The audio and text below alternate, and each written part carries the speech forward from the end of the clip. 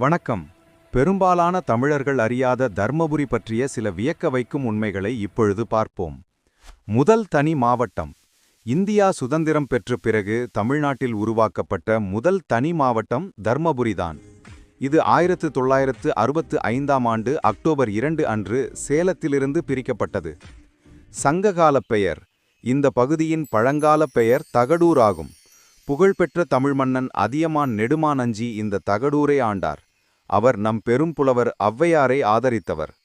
மாம்பழ தலைநகரம். இங்கு மாம்பழ உற்பத்தி அதிக அளவில் நடைபெறுவதால் இதுவே மாம்பழ தலைநகரம் என்றும் அழைக்கப்படுகிறது. மலர் உற்பத்தி.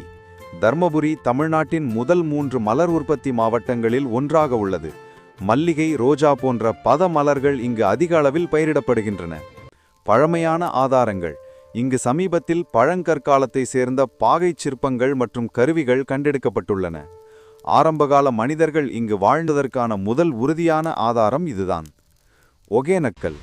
மேலும் தமிழ்நாட்டின் உயிர்நாடியான காவிரியாறு ஒகேனக்கல் அருவியின் வழியாகவே மாநிலத்திற்குள் நுழைகிறது. சுற்றுலா தலங்கள். ஒகேனக்கல் மினி ஊட்டி என்றழைக்கப்படும் வத்தல்மலை, மாரண்டஹள்ளி, சின்னாரணை, தீர்த்தமலை, காவேரி வடக்கு வன உயிரின சரணாலயம் என்று பல இடங்கள் உள்ளன. நன்றி.